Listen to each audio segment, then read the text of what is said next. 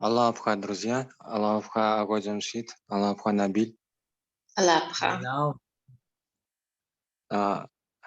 Аллахха, Альмира Ханум. С вашего позволения, думаю, начнем молитвы. Да, пожалуйста, пожалуйста.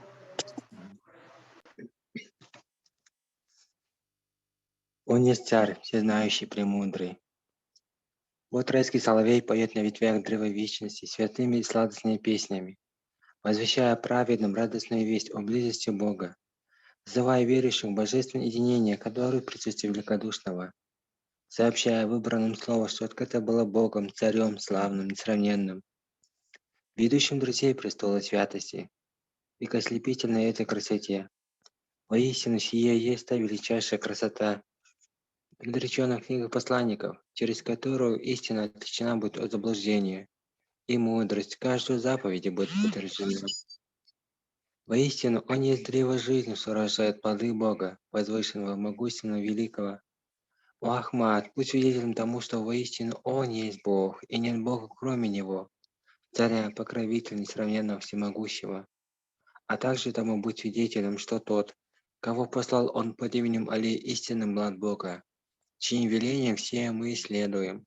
Скажи, о люди, следуйте заповедям Бога, записанным в книге Баян, славного мудрого. Воистину, Он есть царь посланников, и книга Его и есть матерь всех книг. Да будет вам известно о том. Так и из темниц сей возвещает вам соловей слово свое. Лишь чисто это слово имеет он вам сообщить. Если же кто отвернется от своего совета и не пожелает его, пусть ищет тропу к Господу его. О люди, если вы отвергнете сроки сии, чем накажете веру своей Бога, явите ее о собрании живых. Но нет, именем того, чьей руке моя душа, они не могут и не смогут сделать этого никогда, даже если соберутся и станут помогать друг другу. О Ахмад, во время отсутствия моего не забудь моих даров, помни мои дни во дни твои, помни о моем горе и об изгнании всей отдаленной темницы. Будь неколебим любви ко мне, и да не дрогнет сердце твое. Пусть даже мечи врагов твоих ливнем обрушатся на тебя, и восстанут против тебя земля и небо. Подобен пламени огня будь к врагам моим, к возлюбленным же моим будь рекою вечной жизни, и не пребывай среди тех, кто сомнений. Если же бедствуешь ты на пути моем, если в упадке дела твои, во имя мое не печалься о том.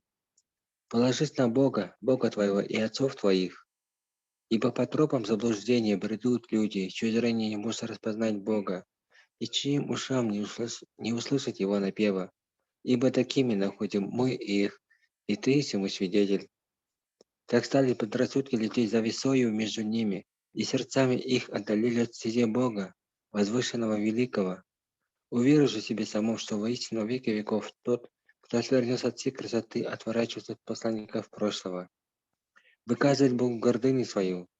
Затверди сию грамоту, Ахмад, пой ее в дни твои, и не воздерживайся от всего. Ибо воистину для тех, кто ее поет, Бог определил награду 100 мучеников и помощь в обоих мирах. Благо своим семя одарили мы тебя, якоже даром от нас, и милость из присутствия нашего, дабы быть и тебе среди благодарных. Во имя Бога, если кто в бедствии или горе прочтет совершенно искренность сия послания, Богом развеяна будет печаль его, трудности его разрешены и уничтожены беды.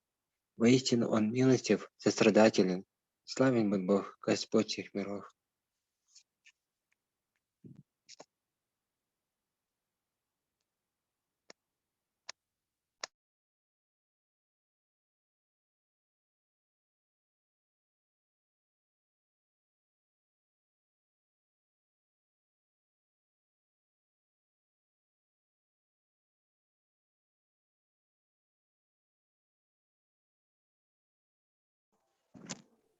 О Боже мой Боже, наполни для меня чашу отрешения ото всего сущего и в окружении великолепия Твоего, Твоих даров, возрадуй меня вином любви к Тебе.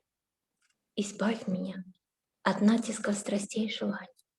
Сбей с меня оковы сего низменного мира. Увлеки меня восторженно в Твое небесное царство. И среди служанок Твоих освежи мне дыхание святости Твоей. О Господи, Озари лицо мое светом Твоей щедроты.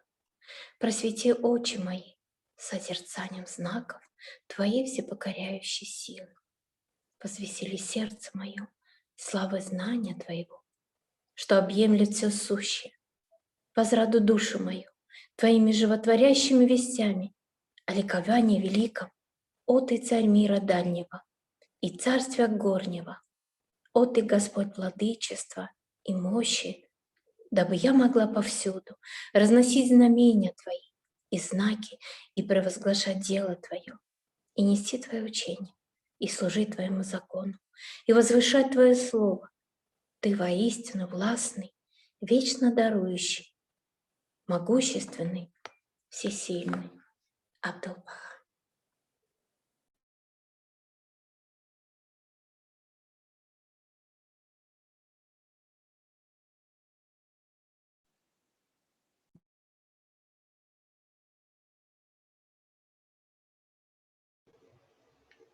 God grant that the light of unity may envelop the whole earth, and that the seal, the kingdom is God's, may be stamped upon the brow of all its people. God grant that the light of unity may envelop the whole earth, and that the seal, the kingdom is God's, may be stamped upon the brow of all its people.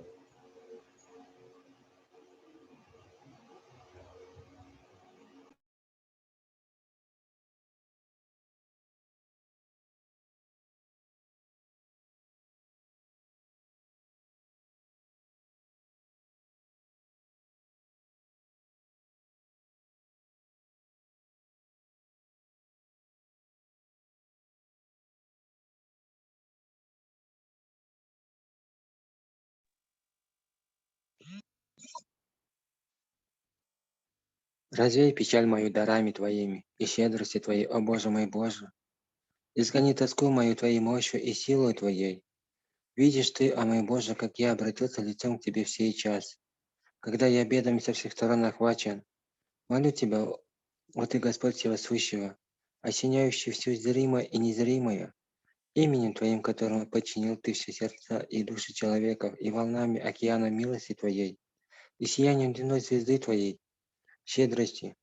Причисли меня к тем, кому ничто не помешало обратить лица свои к Тебе. О Господь всех имен и Творец небес, Ты зришь, о мой Господи, что выпало мне в дни Твои. Молю Тебя именем того, кто есть расцвет Твоих имен и восход Твоих качеств. Определи для меня то, что поможет мне подняться в служение Тебе и превозносить добродетели Твои. Ты воистину всемогущий и наисильнейший, отвечающий молитвам всех людей. И наконец прошу Тебя светом лика Твоего, благослови дела мои, искупи мои долги и подай мне в нуждах моих. Усилия Твои и Твоем господстве свидетельствует всякий язык. Твое величие и владычество Твое признают всякое разумеющее сердце. Нет Бога, кроме Тебя, того, кто влемлет и отвечает.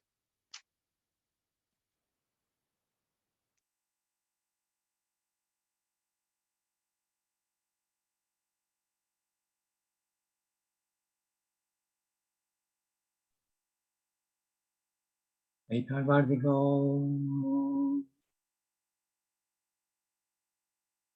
خطیات نفوس را عفو کن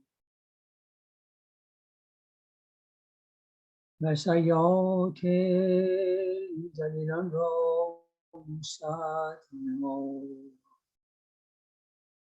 تو واقفی تو عالمی تو مطلعی تو آگاهی ما گنهکاریم ما خطاکاریم ما غافلیم ما زائریم تو عفوی تو غفوری تو بزرگواری تو آمرزگاری إنك أنت التواب الستار آمین.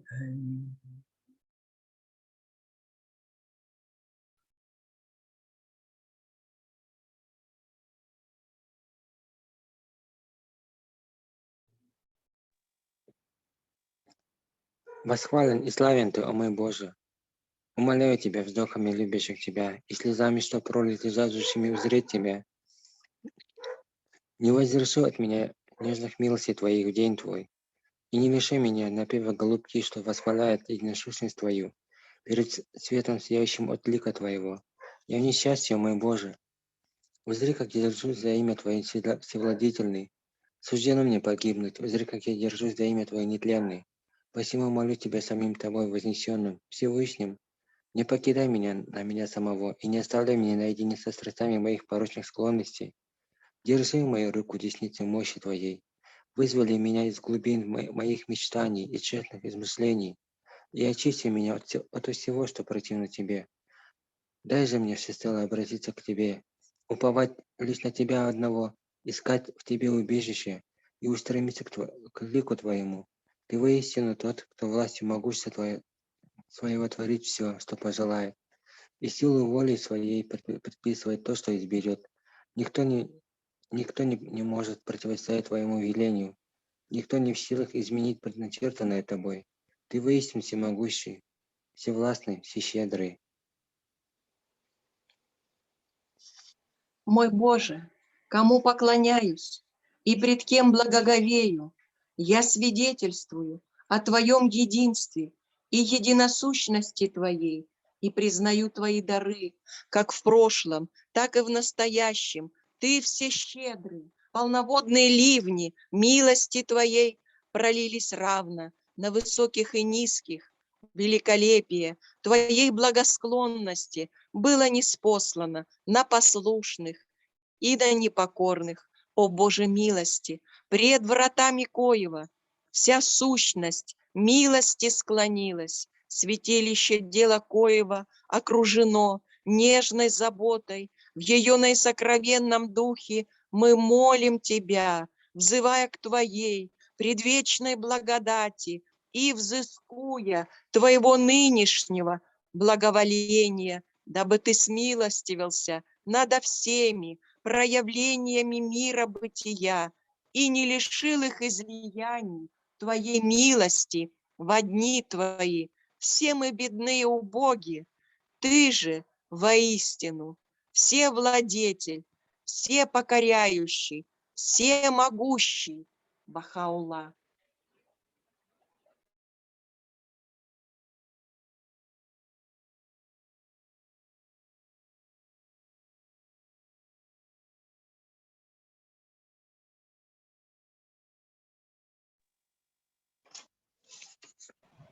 О Боже мой Боже, не отдаляйся от меня, ибо страдания за страданием теснят меня. О Боже мой Боже, не предоставляй мне меня самому себе, ибо пришло ко мне худшее из несчастья. Чистого молока из груди нежной заботой Твоей дай мне испить, ибо измучила меня жажда моя. Под сенью крыл Твоего милосердия приюти меня, ибо недруги мои все как один обрушились на меня. Привлечь меня к трону величия Твоего, лицом к лицу с откровением знамений славы Твоей, ибо несчастье больно задело меня. Плодами древа вечности Твоей напитай меня, ибо крайняя слабость меня одолела. Из чаши радости, протянутой руками милосердной заботы Твоей, напитай меня, ибо многие горести тяжким бременем легли на меня.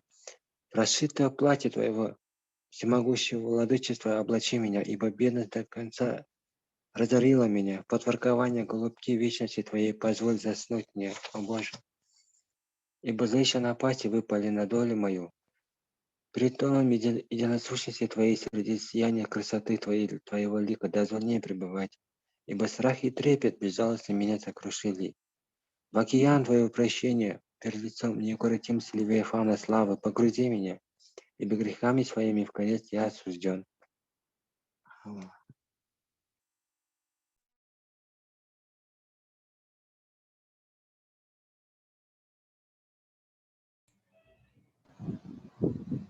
Спасибо, друзья. Мы дальше будем дать слово Джамшиду, дальше продолжать наши программы. So please, we welcome you to take the floor. I love our friends.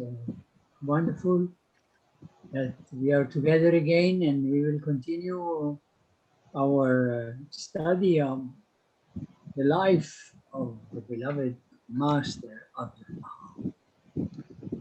Аллаху, друзья, очень приятно еще раз всех видеть, что мы еще раз все собрались. И сегодня тоже мы продолжаем изучение жизни наших учителей Абдул Баха. And you know, I keep reminding ourselves that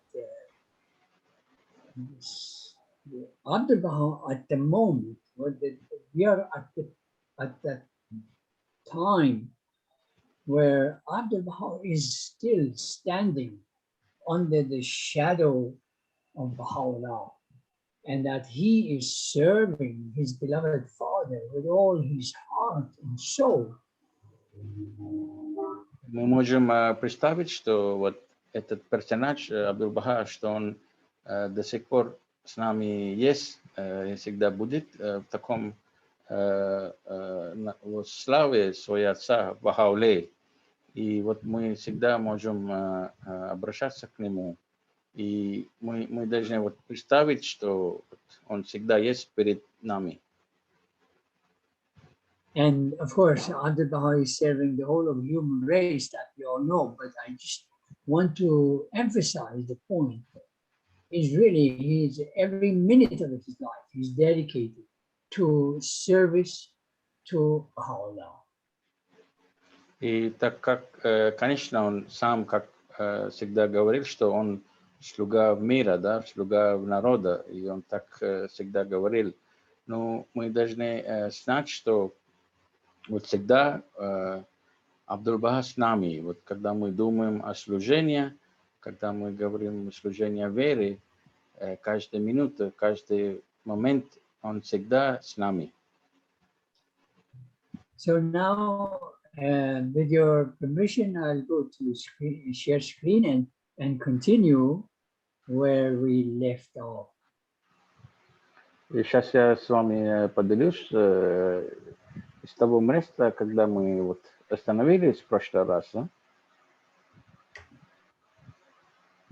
So that actually it's very simple. Last week we were looking at the situation when Baha'u'llah had already decided that he was, the time had come for him to leave the city of Akka and go out into the countryside that he loved so very much. И если вы помните, что мы в прошлый раз говорили, что пришло время, когда Бахаулла уже мог выехать из тюрьмы в городе Аки и въехать оттуда и переехать вот в другие места, которые были готовлены для него. И вот он как раз вот уехал из тюрьмы город и пришел вот такие места, которые ему были организованы с Абдул Бахой. And of course, the beloved Master tells us that he heard that Baha'u'llah had said it is 9 years, that he has not set eyes on anything green and beautiful, and that he said that the city is the country is the place of the spirit, and the city is the place of the body. And so Abdul Baha says he started looking for beautiful places outside the city of Akka, so that Baha'u'llah could go there. И так в то же время Абдул Баха рассказывал, что когда он слышал, что Бахаулла кому-то говорил, что он больше 9 лет не видел ни одного кусок зелени, он не видел красоту да, в деревне, где растет там цветы, дерево, растения, он не видел больше 9 лет. И поэтому как только Абдул Баха слышал, что Бахаулла так говорил, и он сразу начал искать лучшие места для Бахауллы. And then, of course, you remember that I said he first found the mansion of Mazre and he prepared it. And when everything was ready, then Baha'u'llah moved here and went upstairs in his bedroom, and here is the picture of the window of Baha'u'llah. И, естественно, вот то, что Абдул-Баха сами нашел для Бахаулу, это вот это дворец, который в Мазре, да? И Абдул-Баха это приготовил для Бахаулу. И вот, как вы видите, это лестница, которая поднимается в комнату Бахауле. И вот слева, когда туда заходит, это вот с левой стороны окно показывает тот комнат, который занимался Бахаулой. But of course, you see, Abdul Baha says when Baha'u'llah was settled in his room and in the mansion of Mazre, then Abdul Baha went back to Akka because Asiya Khanum was living there, and the greatest holy leader, Munira Khanum, they were still all living in Akka, so the beloved master went back to Akka. И вот как только Абдул-Баха пригласил Бахаулу, и вот он занимался этот дом, и как только вот он пошел в свою комнату, и вот он там остановился, и как только он, Бахаула, располагался в этой местности, в Мазре, Абдул-Баха сразу возвращался в Аку, потому что там жена Бахауле, Асия Ханум, и все остальные близкие Абдул-Баха, Бахауле, еще находился в Аке, поэтому для Абдул-Баха нужно было быстрее вернуться в Аку, чтобы вот заниматься делами остальные родственники своей семьи. And but he regularly used to come from Akka to Mazre to be in the presence of Baha'u'llah, to see what is the wishes of his beloved father. И так, естественно, он очень часто приезжал в Мазре и очень часто вот узнавал, какие нужды, что нужно для Бахауле, что надо ему еще принести.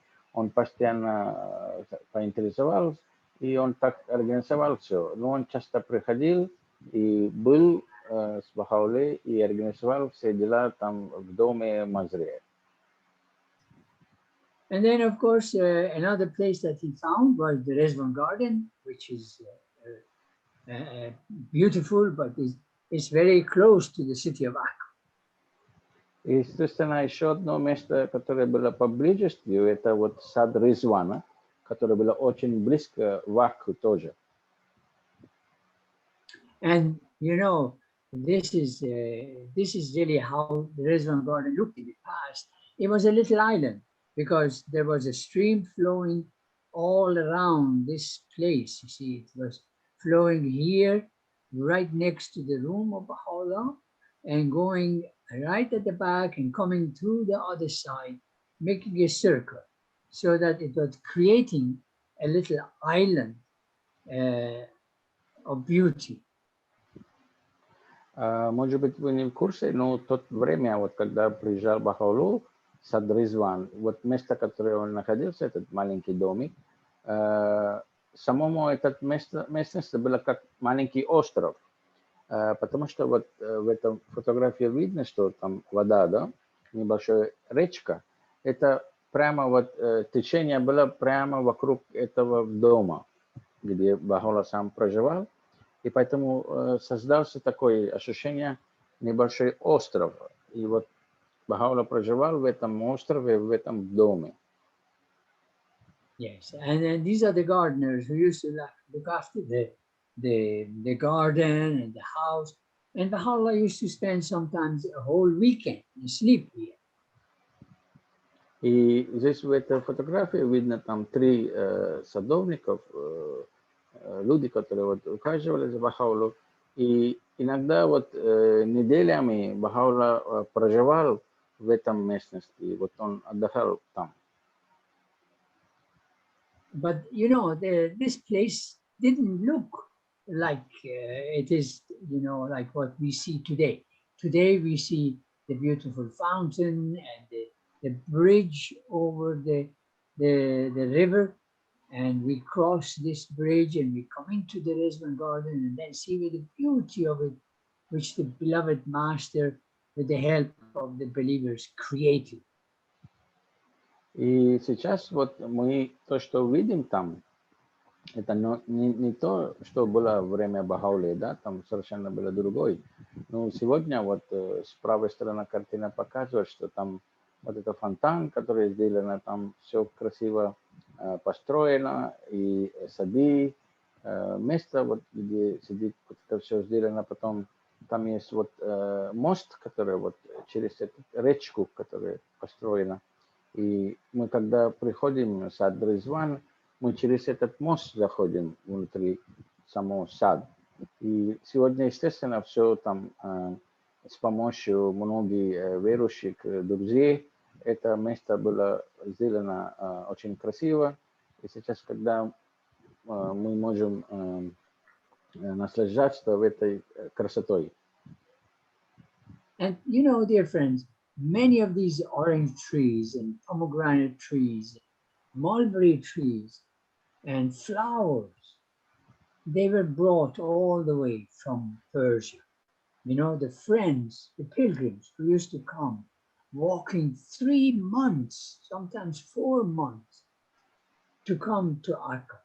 They used to bring these plants with them.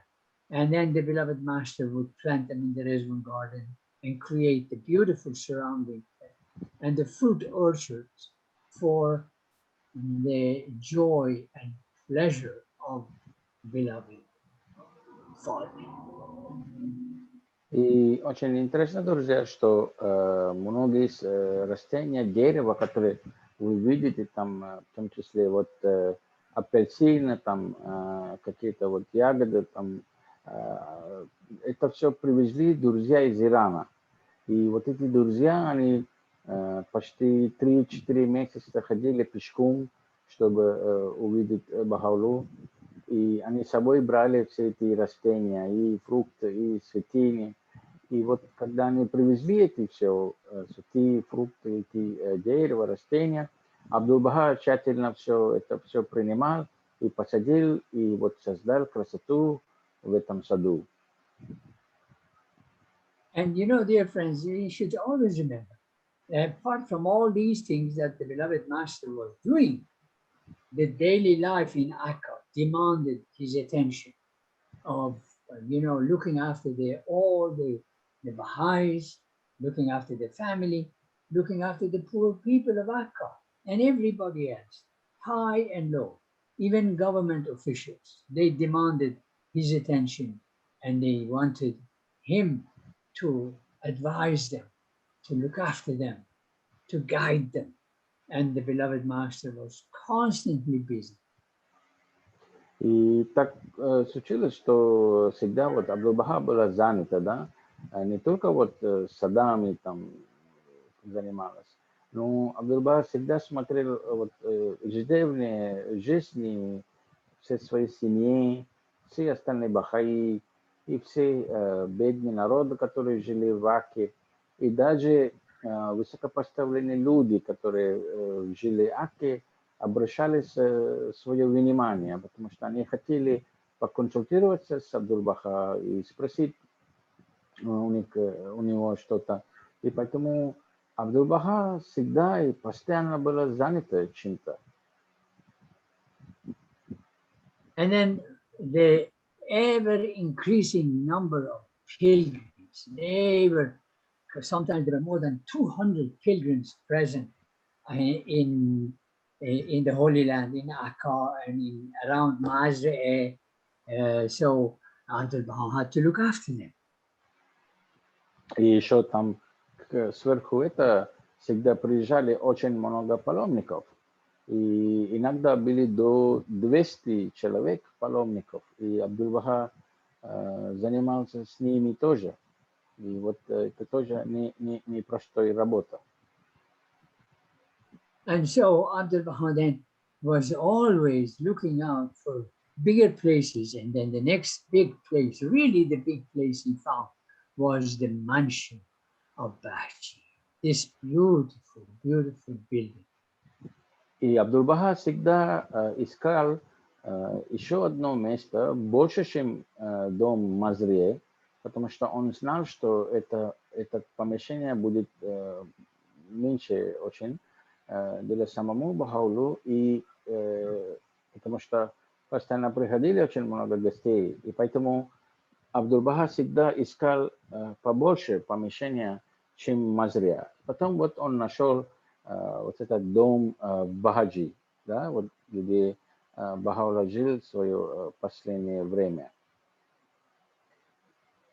And this mansion became a very, very special place during the lifetime of Baha'u'llah, and shortly after his ascension, and then thereafter for many years, it became a scene of all kinds of happenings that we will discuss a little bit now, but again we will come back to it later. И так случилось, что после того, вот Бахаулlah пришел, этот дворец, да, или дом в Баджи, здесь произошло очень много разных мероприятий. И, естественно, мы немножко будем говорить об этом, потом мы пойдем в другое место, и потом еще раз возвращаемся сюда. Now, I just, I will just discuss some of the aspects of what happened here during the lifetime of Baha'u'llah, and that involved the beloved master.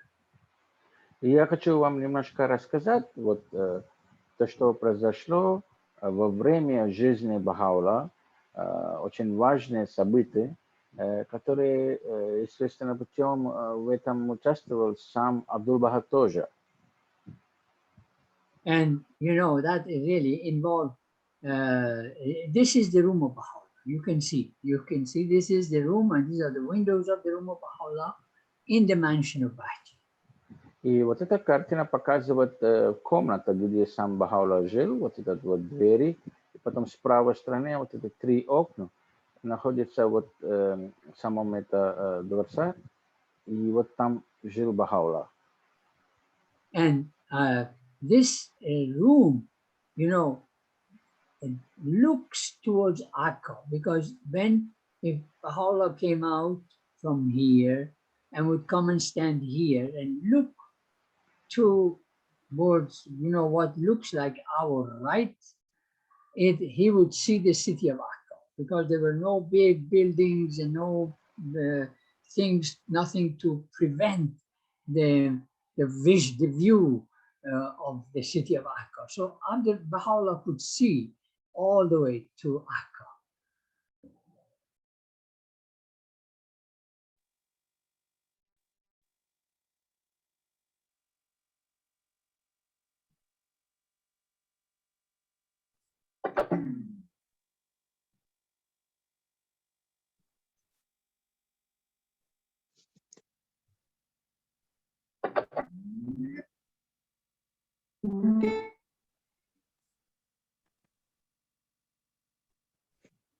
Hocam что сказали? I can't hear Nabil. I don't know what happened.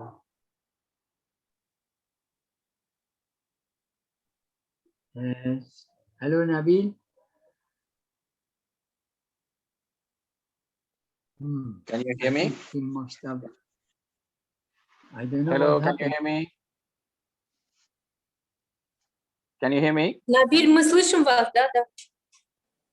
Okay, I can hear you, Nabil. Did Okay, you okay, hear okay. me? You can continue. Yes, I hear you. Okay. And so it's very, very interesting and very wonderful, because what happened was that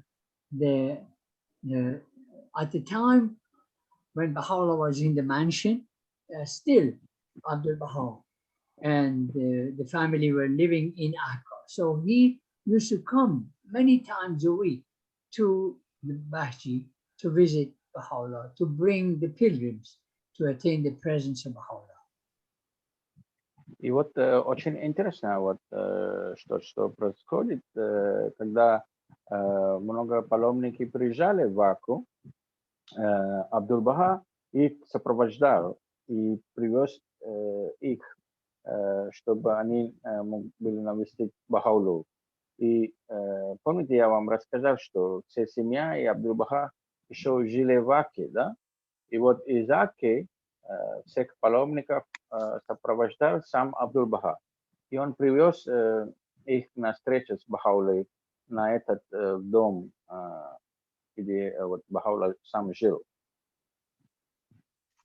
And you know, we read in the memoirs of many of the pilgrims how Abdul Baha used to come walking from Akka, bringing sometimes gifts or sometimes just flower pots with flowers in it, and bring it to the mansion, and later on bringing it to the shrine of Baha'u'llah. И в истории много местах написано, как сам Абдул-Баха вот постоянно приходили из Акки в Бахаджи, да, и каждый раз, когда он приезжал, он может много раз за неделю прийти. Он всегда с собой брал какие-то подарки, какие-то вещи, может быть, цветы, может быть, такие цветы с горошками, сам привез. И он все это всегда вот взял с собой и принес в дом Бахаулу. И в то же время он это тоже много вещей принес само усыпальнице Бахаулы. And many of the pilgrims say that when Abdul Baha would call them all together so that they could come to Bahji to attain the presence of Baha'u'llah, and they would all start to walk, Abdul Baha would ask those who had beautiful chanting voices to start chanting prayers or singing the poems of Baha'u'llah. И вот очень часто, когда Абдул-Баха приезжал в Бахаджи, он очень часто многих других пригласил с собой пойти навестить Бахаулу. И вот когда вот такие группы собрались, Абдул-Баха всегда спросил ребята, которые в эти группы, или паломники, или кто-то вот с ними, друзей, он всегда спросил их петь песни, петь молитву, или петь писание Бахаулы, или то, что сам Бахаула открыл скрижали какие-то, потому что были друзья, которые вот красиво пели, да, и Абдул-Баха у них всегда спросили петь, потому что они все ходили пешком. И вот пока все ходили пешком, они вот все вместе пели разные молитвы, разные песни. But then they also write and they say that they would be walking together in this, because it was all fields, it was open space, and they were walking and they are coming. And as soon as the beloved master sees the mansion from a distance, he asks them to be quiet, to stop. И что очень интересно, вот когда они, все группа, они пели, молились, они радовались вот так, и они ходили в сторону дом Бахаулы в Бахаджи, да? Но как только Абдул-Баха начал видеть само дом Бахаулы, он быстренько спросил всех, чтобы не пели, и чтобы соблюдали тишину. And then he would himself show the pilgrims how he himself would, in a very humble, respectful manner, walk towards the mansion and come and bring the pilgrims with him. И всегда сам Абдул-Баха, он как свою паломникам всегда показывал, как вести себя, как только увидит дом Бахаулы. И он показывал свою, как ходить, как вести себя как паломник. И Абдул-Баха сам показывал это. как пойти туда, как прийти обратно, как идти к Бахауле. И вот все эти паломники, все друзья это видели у самому Абдул-Баха. And so he silently and reverently approaches the mansion of Baha'u'llah. И сам Абдул-Баха очень в тишине, очень в таком состоянии, молитвенном состоянии и с уважением к Бахауле, и он пришел вот навестить Бахаулу. Набиля, можно вопрос? Да-да? Пока не забыл, можно вопрос? То есть уточнить. Вы сказали, что многие паломники пели разные молитвы, и Абдул-Баха просил их как бы проявлять тишину, да? Да-да.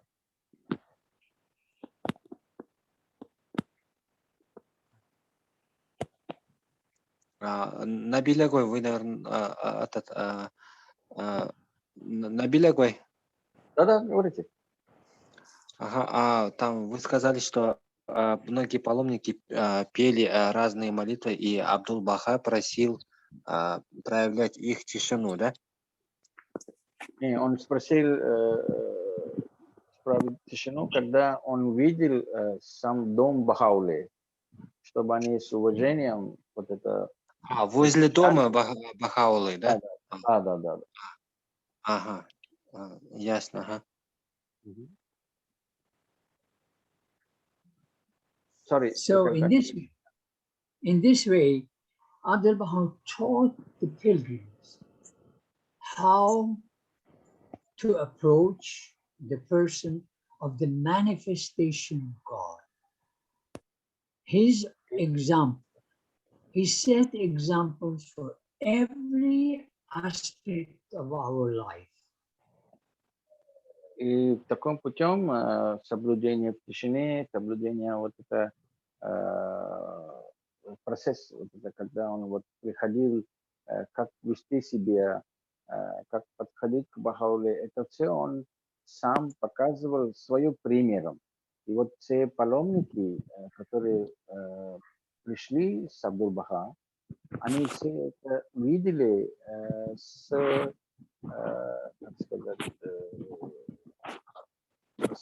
сам Абдул-Баха показывал это примером, своим примером. И поэтому паломники видели, как должны прийти к... Он не пришел как к своему отцу, да? Он пришел как посланник Божий, да? И поэтому Абдул-Баха своим примером показывал всем паломникам, как вести себя. И, естественно, очень много местах, очень много вещей мы всегда вот в жизни узнали с примером Абдул-Баха, как вести себя.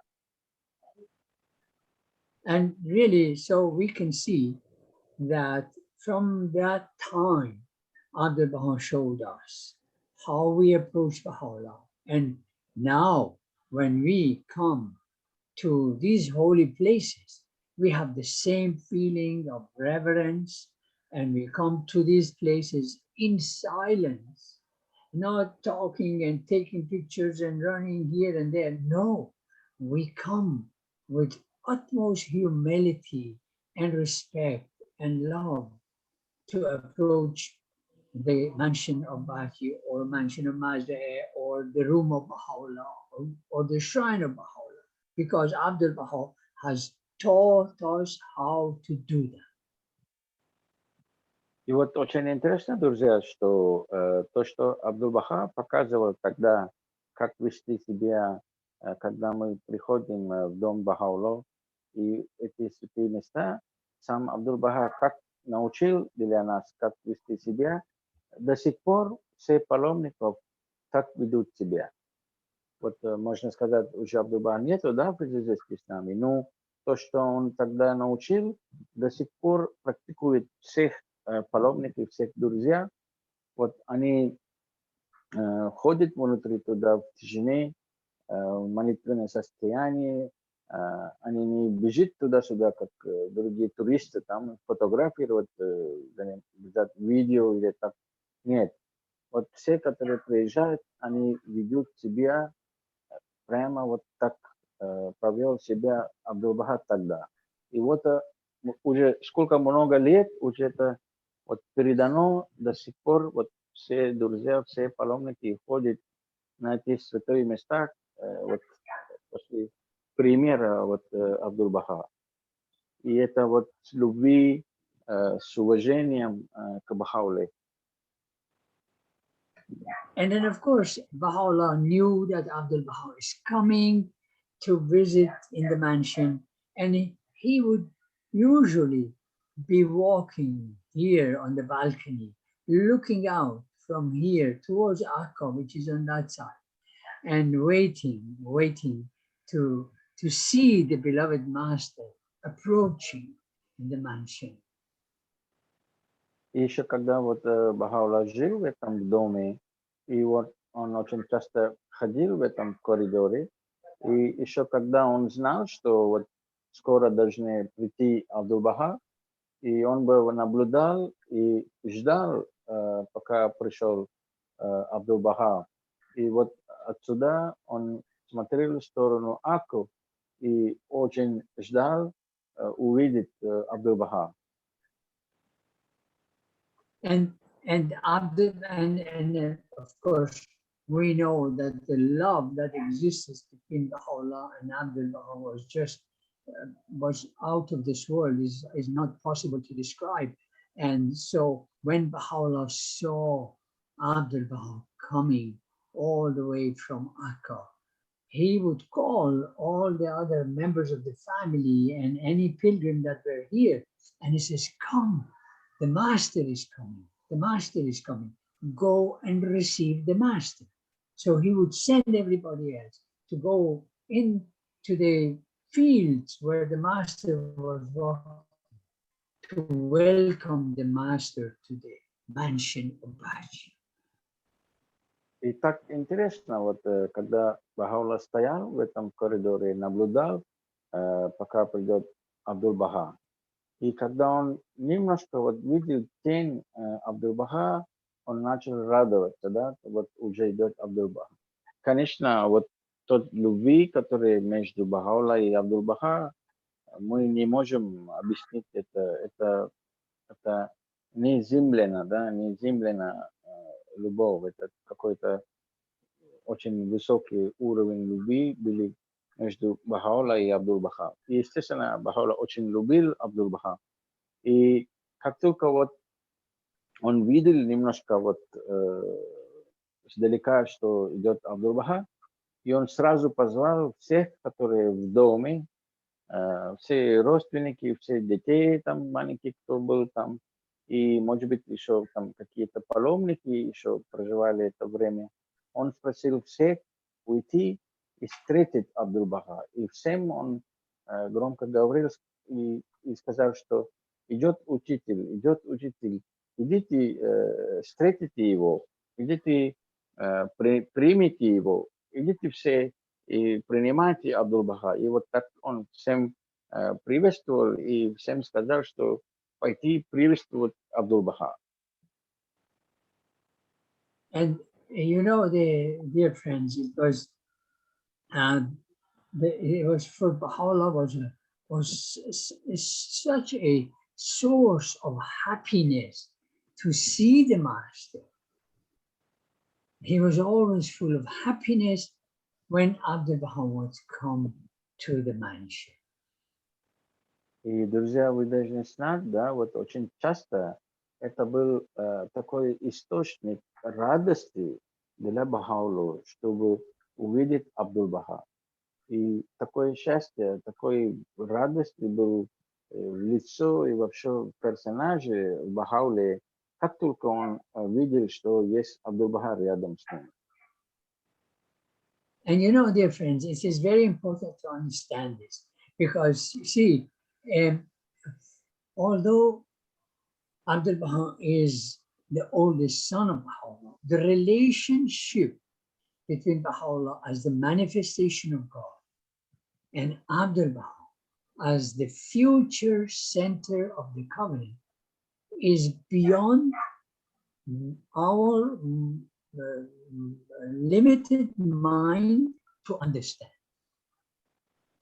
И мы должны понять, что мы не понимаем, какое отношение вот были между Бахаулла и Абдул-Баха, да, вот как раньше говорили, не как отцом и сын, да, потому что Абдул-Баха, у него отношение было, что он приходил вообще к пророку, да, посланнику Бога, да, и с другой стороны, Бахаулла относился к Абдул-Баха как центр своего завета. И поэтому мы даже просто не можем даже представить, в каком отношении, уровень отношения, которые у них были. Это вообще такой очень божественный, очень высокий. Мы просто как люди, наверное, не поймем этого состояния. In fact, we saw that from the beginning, from the time that Baha'u'llah came out of the Siyah-Chal, the change that had taken place in him was so noticeable that both Abdul Baha and the Greatest Holy Leader had a different attitude towards him rather than as children towards their father. Now it was a question of their Lord and the subject. И, естественно, когда Бахаулла вышел из тюрьмы Сиячала, он очень сильно изменился, да. Абдул-Баха и величайший лист, они поняли, и это не тот человек вернулся. Потому что когда он ушел, он был как их отцом. Но когда он возвращался, он уже был пророком. И поэтому они физически чувствовали, видели изменения Бахауллы. И они сразу начали вот отразиться от того факта, что это отец. Но они начали поклоняться как посланник Бога. И вот это они вот признали это сразу. И Абдул-Баха, и величайший лист. And then, of course, you see, another thing that Baha'u'llah used to love about Abdul Baha was the way Abdul Baha walked. His walk was completely different from anybody else's. You know, it in no way resembled the walking of ordinary people. И еще одно, что Бахаулла очень любил, это вот как поход Абдул-Баха, как он ходил. И он очень любил, потому что это тоже было необычно. Он не ходил просто как обычные люди. Как он ходил, Бахаулла очень любил, потому что это тоже было очень особенно у него. And sometimes Baha'u'llah used to stand here and just watch Abdul Baha walk. Then he would call other people and say, come and see how the master walks. His walk is different. It's not like anyone else's. И вот очень часто, когда Абдул-Баха стоял в этом балконе, и бывает тогда, когда он видел, Абдул-Баха ходит там вдалеке, он позвал всех из дома и говорит там, посмотри, как учитель ходит, смотри, как он ходит. Это не обычные ходьбы, как у человека. И он показывал Абдул-Баха, как это он, и как он ходит тоже вот другой, чем обычный человек. And you know, dear friends, we're still talking about Baha'u'llah overshadowing Abdul Baha and how Abdul Baha conducts himself in relationship to Baha'u'llah as he approaches the mansion, as he comes into his presence, as he talks, as he walks, as he brings the pilgrims to Baha'u'llah. All of that is a lesson to us. И мы вот до сих пор говорим, да, про Абдул-Баха, но мы говорим про Абдул-Баха тине Бахаулу. Потому что еще Бахаула, когда был живой, как он пришел, как он ушел, чем он занимался, чем он разговаривал, как он повел перед своим отцом. Вот все, что Абдул-Баха сделал, когда он пришел в дом Бахаджи, это все мы учим от него, как нам вести себя. This, you know, of course, we are just talking right now about Bahji, and of course, in relationship to Baha'u'llah. Baha'u'llah is still with us. And so the situation is totally different. The atmosphere of the mansion is joyous, is the presence of Baha'u'llah. So this is now, but after the ascension, things are going to change, and then we are going to come to it and talk about it after that. И, естественно, вот когда Бахаулла был жив, в этом доме, конечно, была вот радость, и вот все было очень довольны, и жизнь вот теперь там, да, как мы говорим, и духовности такое было, и, естественно, как там пророк был живой, он проживал в этом доме, и вообще это было другое состояние, вообще уровень в этом доме. Ну, после возношения Бахаулы, все история вот начинается изменять. И мы вот немножко будем говорить об этом, какое состояние вот сразу поменялись после возношения Бахаулы. And another thing that was very wonderful at that time was that Abdul Baha had a little son, Hussein, who was 4 years old. And sometimes Hussein would come and stay in the mansion with Baha'u'llah. And then they would come out and Baha'u'llah would hold Hussein by the hand and walk along the balcony and have a look at the gardens. И вот, может быть, вы в курсе, у Абдул-Баха был сын, да, звали Хусейном. И иногда он приходил и вот проживал вместе с Бахаулой. И Бахаула очень любил его вот взять за руки и походить в этом балконе, и показать ему сад. И вот они разговаривали. И вот он, вот однажды вот они пришли сюда, и вот Бахаула был с ним, с Хусейном. And then, you know, I'm just mentioning this because I want us to, all of us, to try to imagine the happiness that existed in the heart of Baha'u'llah with Abdul Baha and his grandson. Look, Hussein was the grandson of Baha'u'llah, and that he felt that he's walking with his grandson on the balcony of this beautiful mansion. And what a joy it must have been for all of them to experience this. Я просто, почему вам говорю это все, вот эти моменты были очень такие, очень важные моменты, допустим, для Бахаулу. Он был такой счастливый, такой радостный, что он мог за руки ходить с внуком, да, с сыном Абдул-Баха, потому что он очень сильно любил Абдул-Баха, и такое отношение у них было. И представьте, вот я хочу, чтобы вы представили, какой радости было того времени, какой атмосфера была, какие любви, какие моменты вот они наслаждались. Это время, что Бахаулла мог вот просто представьте, что вот сам Бахаулла, он вот ведет вот это время очень своим внукам. And just, I mentioned 2 more things about the mansion and then we will move on.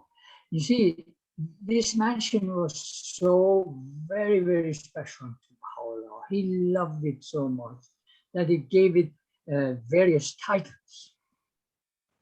И этот дом, где Баха'у'ллах проживал свои последние жизни, он очень любил это место. Он только любил, ему только нравилось это место. Иногда он давал какие-то названия, какие-то титулы давал на этот дом. He called this mansion the lofty mansion. Means very high, very beautiful, very grand. И в одном месте он называл этот дом такой божественный домом, потому что это такой очень высоко, очень такой, он высказался вот такой, это такой божественный дом. And then also he called it the spot which God has ordained as the most sublime vision of mankind. This is the mansion. И еще в одном месте он говорил, что это самое святейшее место, которое Бог сам избрал, чтобы человечество вернулось к этому месту. And dear friends, Baha'u'llah stayed in this mansion longer than in any other place in Akka or in Mazre or where. He spent the last 13 years of his life in the mansion. И Баха'у'ллах в этом доме проживал чуть больше 13 лет. Это самый длинный период. Он жил в каком-то доме, вообще в Акке или в Мазре или в Бажи. Получается, что вот самый больше, где он жил в этом доме. 13 лет. And for all these years, the beloved master was looking after the welfare of everyone in the mansion. Of course, starting with Baha'u'llah, and then the other members of the family were also living here.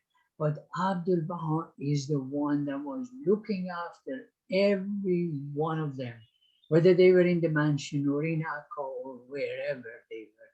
He was the one that had all the weight of work and responsibility on his shoulder. И мы не должны забывать, что вот пока Баха'у'ллах прожил это все 13 лет, и, естественно, его семья потом приходили, они все вместе жили здесь, потом еще члены семьи приходили, присоединялись к ним. И вот они все это время Баха'у'ллах, семья, все жили 13 лет, но все это смотрел Абдул-Баха. И он вот, начиная Баха'у'ллах, и всех, которые там жил, он смотрел за все, чтобы все там ели, пили, там отдыхали, за все отвечал Абдул-Баха. И этот вес вот всегда был на плечах у Абдул-Баха. И вот он всегда занимался, наблюдал все дела в этом доме, где жил Баха'у'ллах 13 лет. And of course, as we will see later, after the ascension of Allah, the situation got even worse. And of course, mansion became a source of great deal of sorrow and problems for the beloved master. И, естественно, после возвращения Баха'у'ллаха начали очень много вот, проблем, очень много вот, ситуаций очень сильно изменились. И вот это тоже занимался сам Абдул-Баха. Because after the ascension, most of the family members broke the covenant, but they were living in the mansion, and from here they were planning all kinds of activities against the beloved master. We will talk about that later. И то, что начали происходить после возвращения Баха'у'ллаха, вот большинство родственников еще остались, да, в этом доме. Но большинство этих родственников стали нарушители завета. Вот они не могли признать Абдул-Баха, да? Но все равно они остались в этом доме, и оттуда они начали вот организовать всякие то, что против Абдул-Баха, и они все делали, находя, еще будем говорить отдельно эти мероприятия, что произошло. Но на самом деле это было очень тяжело для Абдул-Баха, потому что это были родственники Бахауле, Абдул-Баха, и они вот начали, сразу после возвращения Бахауле, они все начали против Абдул-Баха работать. И большинство родственников были нарушителями завета. And of course, this photograph is a photograph of the mansion on the night of the ascension. This is how the gardens, the mansion, and the shrine of Baha'u'llah are lit up for the commemoration of the ascension of Baha'u'llah. И вот эта фотография показывает, вот как обычно включит вот свет, да, когда день возношения Бахаулы.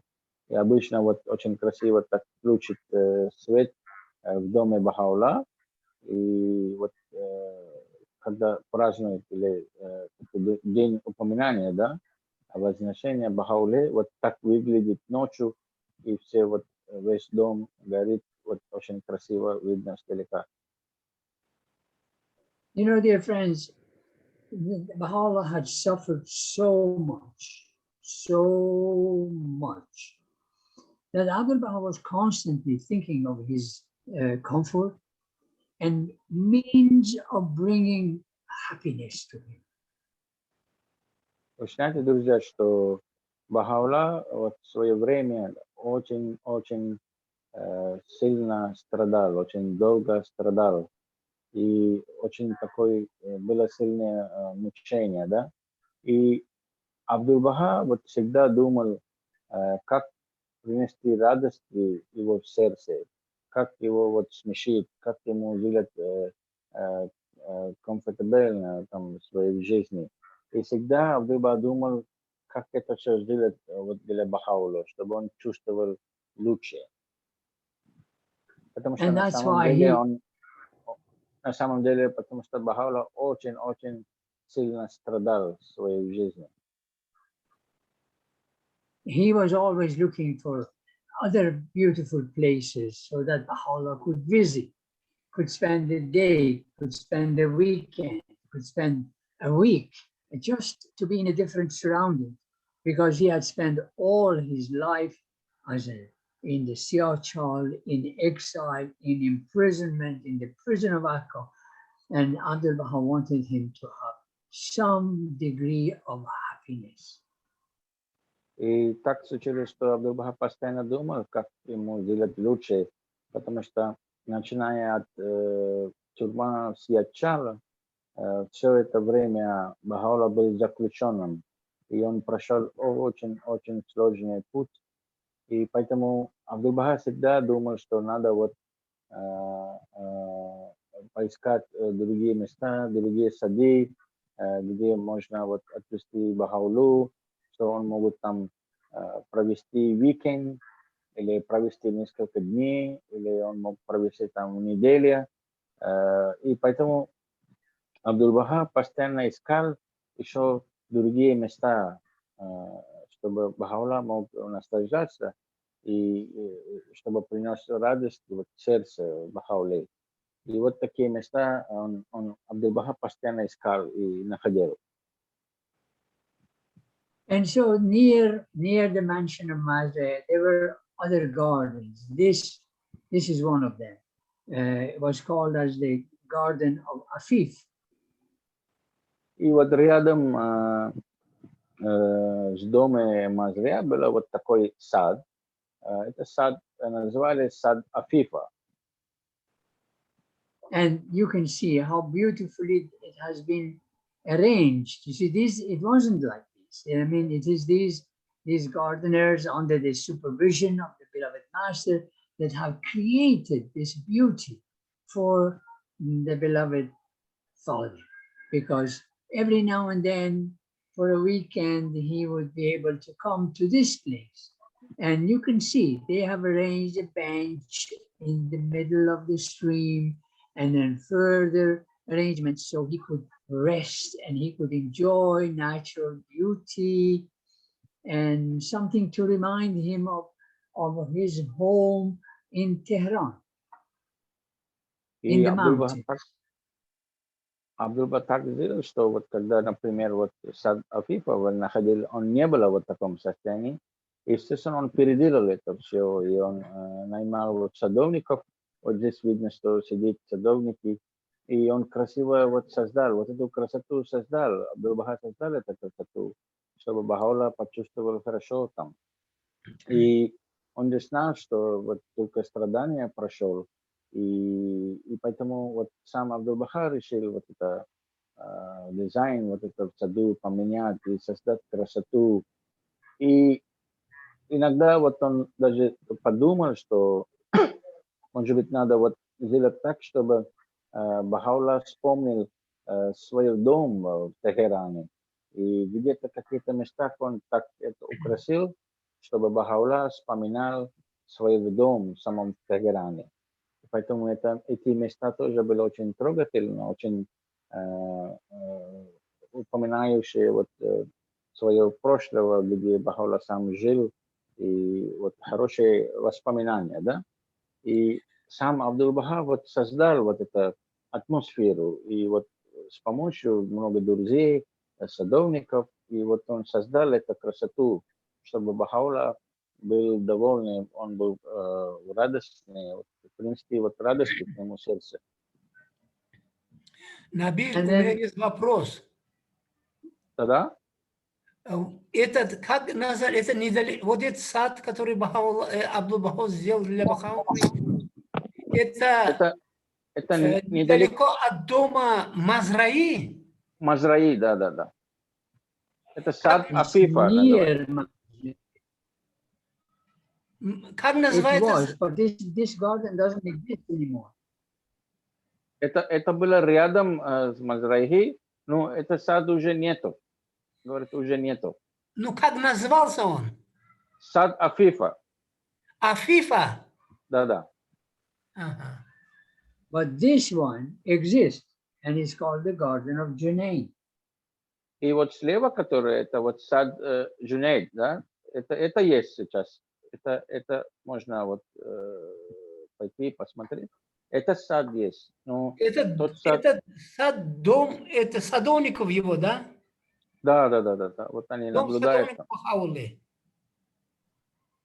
This one exists, and the Universal House of Justice recently renovated the place after all the problems that it had, and it is a place where pilgrims can go and visit. This is the room of Baha'u'llah. И вот слева, которая вот эта картина, вот сейчас недавно семейный дом справедливости сделали ремонт там. И сейчас вот, когда мы едем на паломничество, мы можем вот ходить в этой местности. И там есть вот комната, где сам Бахаулла проживал.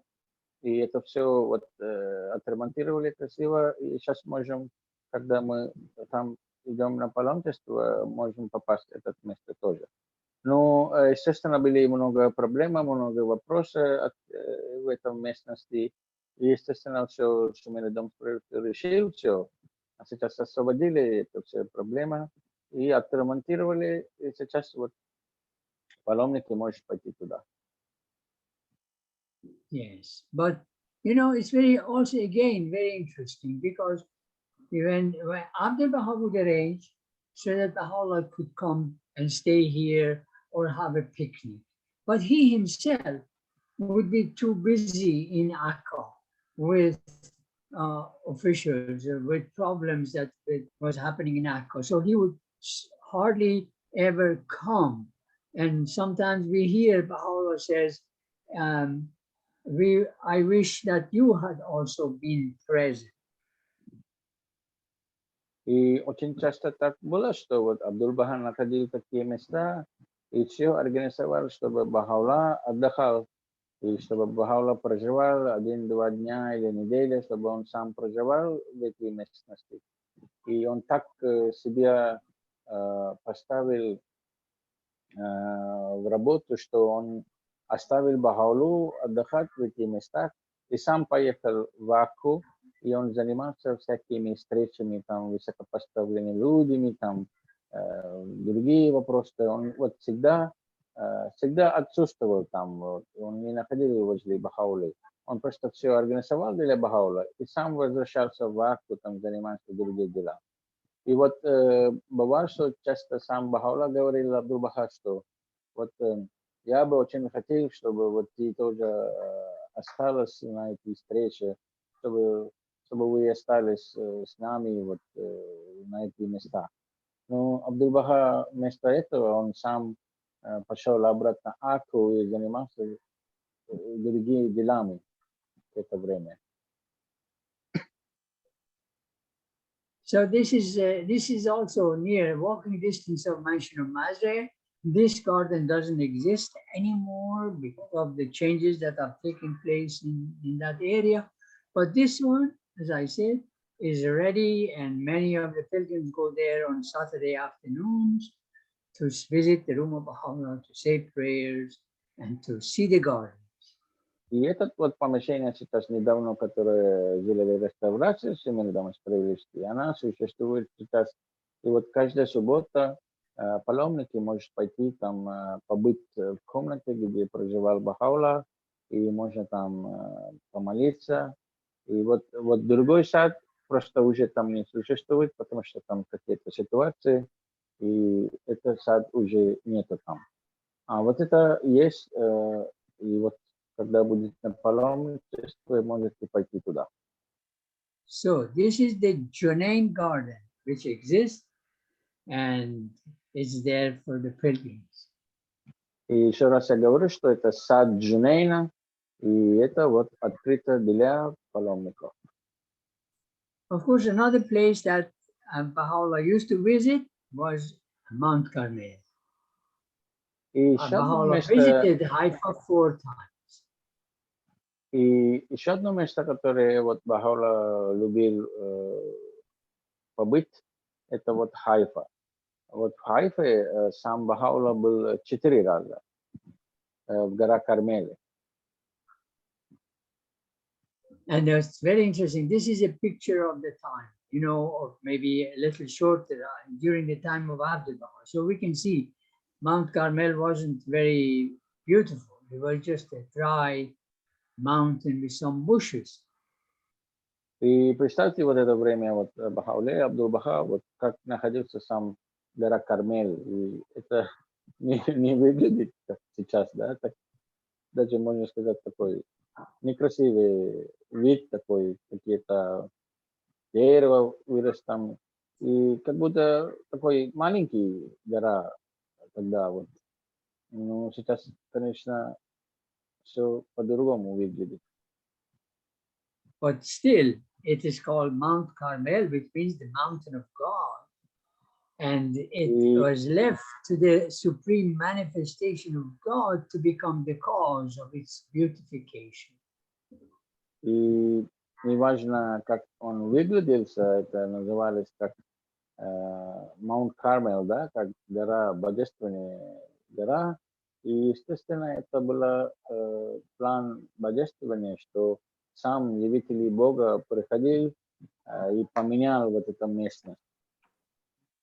Now, this is, of course, everybody knows what these are. These are the cypress trees which are planted on the spot where the tent of Baha'u'llah was raised on the last visit of Baha'u'llah to the city of Haifa.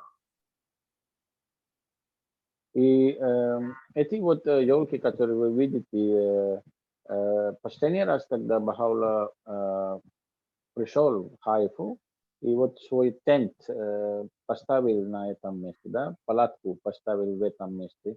Вот они отдыхали, и сам Бахаула находил вот прямо рядом с этим деревом.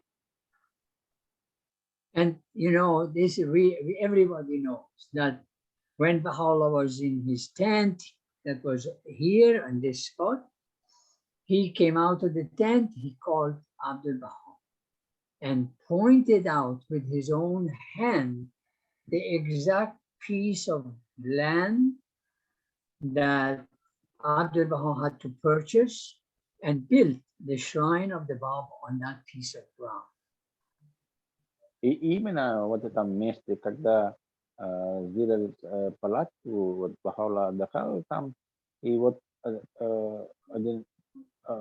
однажды, когда он вышел из своей палатки и позвал Абдул-Баха и сказал, что он сам показывает своей рукой, вот на этом месте, пожалуйста, выкупите вот эту землю, и в этом месте постройте вот усыпальница Баба.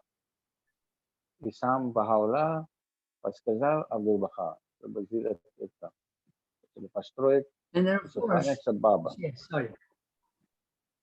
Yes. And then, of course, you know the whole story of how difficult it was for Baha'u'llah to purchase the land because of the activities of the covenant breaker. Естественно, вы, наверное, в курсе, вы, наверное, знаете, что насколько было тяжело выкупить какую-то часть земли в этом местности, потому что очень много проблем создал в того время нарушители завета. Они просто очень много мешали, и очень сложно было что-то купить в это время. And then, of course, we will come to that again, and another time as we go on, we will talk about it later on in the life of Abdul Baha. But I just wanted you to see that Baha'u'llah visited here. Abdul Baha arranged everything for Baha'u'llah to come to Haifa 4 times. So it was always again Abdul Baha who was in the forefront of arranging everything, transportation, and taking care of all the details.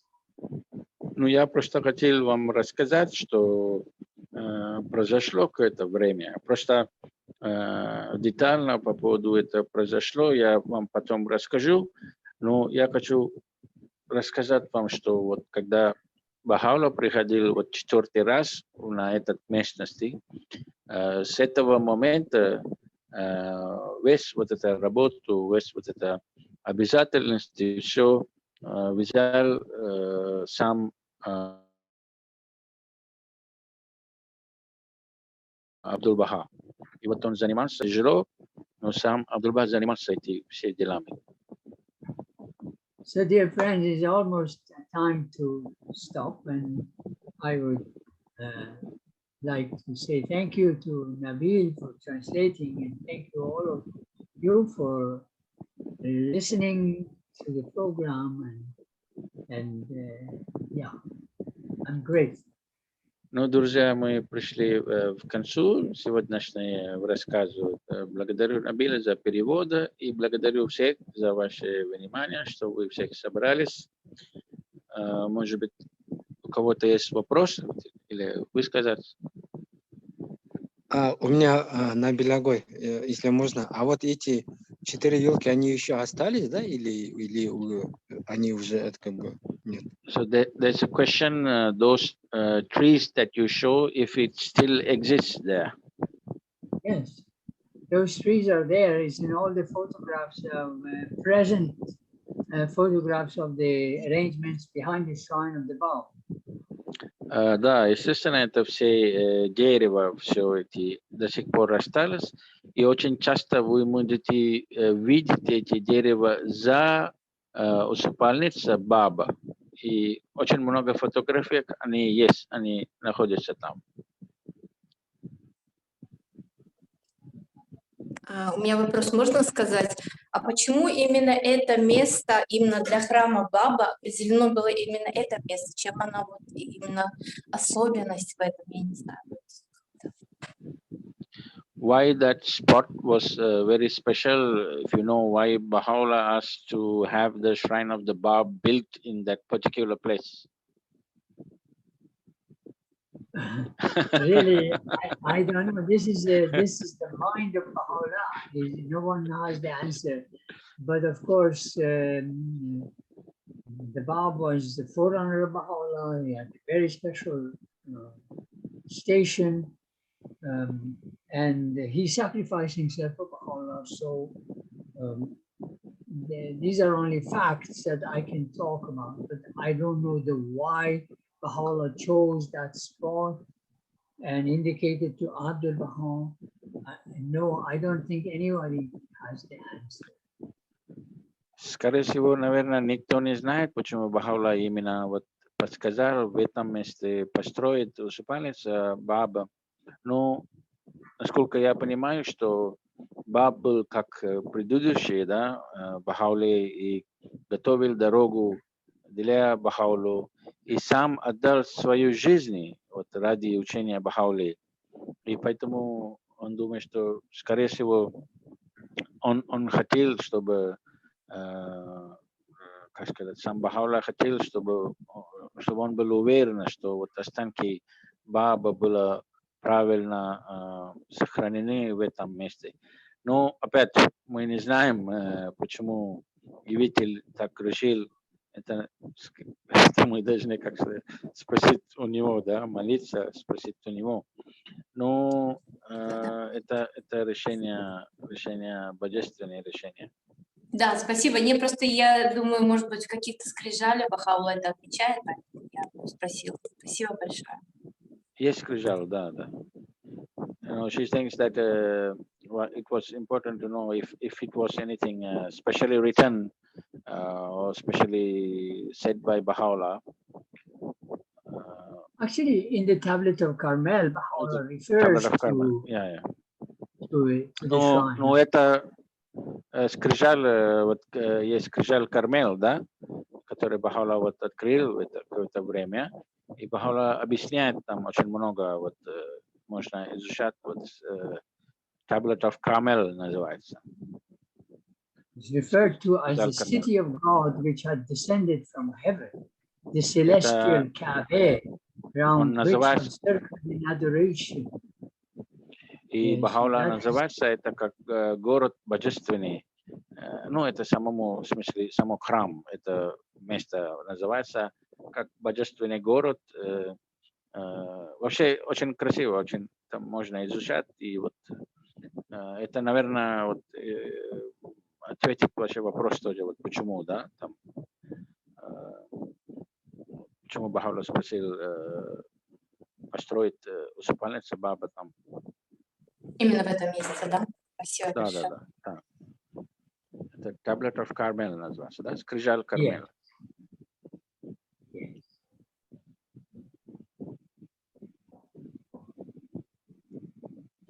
Большое благодарю, господин Набиль. Thank you very much for the divine journey, Mr. Jamshid. Yes. Thank you very much. You're welcome, friends. My pleasure. Спасибо большое, друзья, за преданное служение, за все, за прекрасную атмосферу. До встречи. Спасибо, Рой Набиль, Рой Джамшид. Спасибо большое. Спасибо вам всем. Приходите еще. В следующей неделе встретимся. Thank you very much. Next week. Allah. See you all next. Спасибо. Allah. Спасибо. Спасибо, друзья. Будьте здоровы все и счастливы. Успехов в службе. Спасибо. Спасибо вам большое. Спасибо, до свидания.